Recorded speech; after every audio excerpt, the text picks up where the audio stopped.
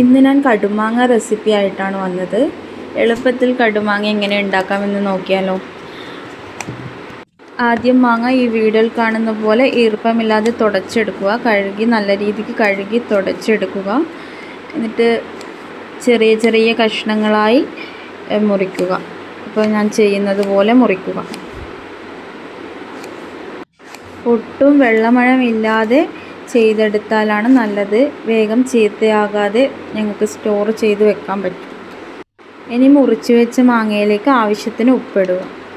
ഞാൻ 3 മാങ്ങയാണ് എടുത്തിട്ടുള്ളത്. അതിനാവശ്യമായ ഉപ്പ്, മഞ്ഞൾപ്പൊടി, കുറച്ച് ഉലുവ, ഈ വീഡിയോയിൽ കാണുന്ന അത്രയും ഉലുവയാണ് ഞാൻ എടുത്തിട്ടുള്ളത്. ഒരു ചെറിയ കഷ്ണം കായം, അത് കുത്തിയെടുക്കുക.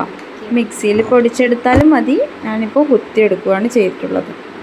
അത് മാങ്ങയിലേക്ക് ഇടുക. മിക്സ് ആക്കുക. നല്ല രീതിക്ക് മിക്സ് ആക്കുക. Mix well. കാണുന്ന പോലെ എല്ലാ ഉപ്പും മുളകും മഞ്ഞളും ഉലുവയും കായെല്ലാം അതിൽ പിടിച്ച് മാങ്ങയിൽ പിടിച്ചിരിക്കണം. ചില ആളുകൾ രാത്രി ഇങ്ങനെ മാങ്ങ ചെയ്ത് വെച്ചിട്ട് ഇനി ഒരല്ലി വെളുത്തുള്ളി വൃത്തിയാക്കി എടുത്തിട്ടുണ്ട്. 2 പച്ചമുളക്, 1 കഷ്ണം ഇഞ്ചി, 3-4 തണ്ട് കറിവേപ്പിലയാണ് ഞാൻ എടുത്തിട്ടുള്ളത്. നിങ്ങളുടെ ആവശ്യാനുസരണം ഇത് എടുക്കുക. ഇനി നമുക്ക് അച്ചാറിടലിലേക്ക് കടക്കാം. ആദ്യം ഒരു പാത്രം ചൂടാക്കുക. ചൂടാക്കിയതിന് ശേഷം ഓയിലൊന്നല്ല, വെറുതെ കടുക് പൊട്ടിച്ചെടുക്കുക. ഈ വീഡിയോയിൽ കാണുന്ന പോലെ 1 ടീസ്പൂണാണ് എടുത്തിട്ടുള്ളത്. അത്ര വേണ്ട, ഞാൻ എടുത്തത് കുറച്ച് അധികമായിട്ടുണ്ടായിരുന്നു. അപ്പം വീഡിയോയിൽ കാണുന്ന പോലെ അത് പൊട്ടുന്നവർ വെയിറ്റ് ചെയ്യുക. കരിയാനാക്കരുത്. കരിഞ്ഞാൽ അതിൻ്റെ ടേസ്റ്റ് അങ്ങ് പോകും. അപ്പോൾ ഈ വീഡിയോയിൽ കാണുന്ന പോലെ ചെയ്തെടുക്കുക.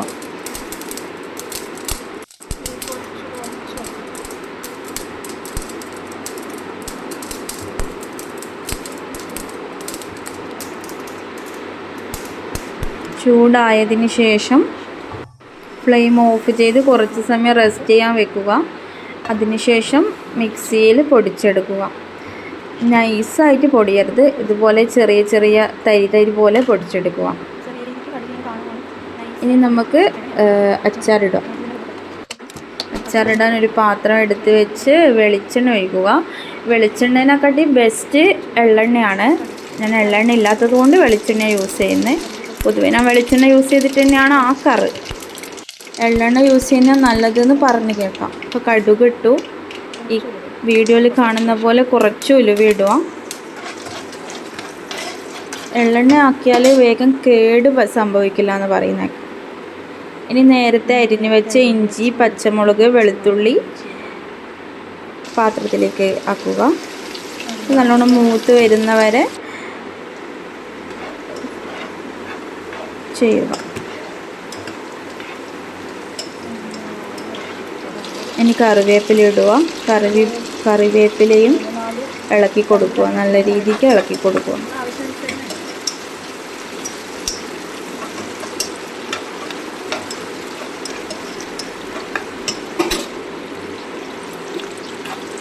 എല്ലാം ഏകദേശം മൂത്ത് വരുന്നുണ്ട്.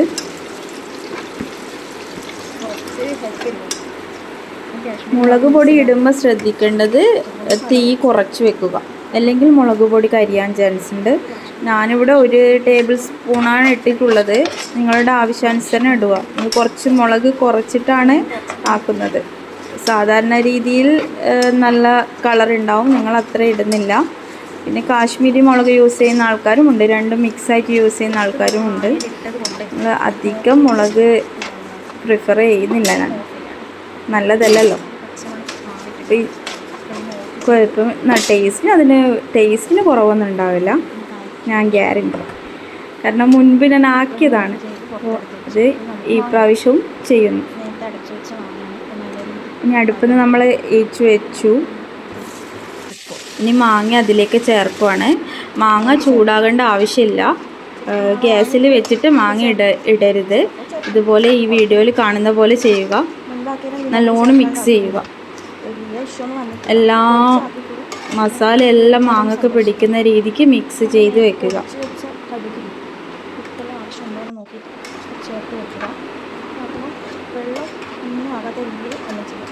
മാങ്ങയാണെങ്കിലും എല്ലാം തുടച്ചിട്ടാണ് നമ്മൾ ഇഷ്ടപ്പെടുന്നത്. കുറേ കാലത്തേക്ക് സ്റ്റോർ ചെയ്ത് വെക്കാൻ പറ്റുന്നുണ്ട്. കുറച്ച് ദിവസം ഫ്രിഡ്ജിലേക്കാണെങ്കിൽ ഇങ്ങനെ പറ്റും. നമ്മുടെ കടുമാങ്ങ അച്ചാർ റെഡിയായിരിക്കുന്നു. സോറി, അതിന് മുന്നേ കടുക് നേരത്തെ പൊടിച്ചു വെച്ച കടുക് അതിൽ ഇട്ടിട്ട് മിക്സ് ആക്കുന്നുണ്ട്. ഞാൻ പറയാൻ വിട്ടുപോയതാണ്. ഇനി ഒരു നല്ല കണ്ടെയ്നർ വെള്ളമൊന്നുമില്ലാത്ത രീതിയിൽ തുടച്ചെടുത്ത് ചൂട് ആറിയതിന് ശേഷം മാത്രം കണ്ടെയ്നറിലേക്ക് പകർത്തുക.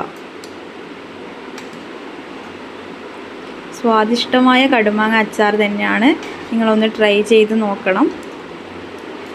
Please support and subscribe my channel.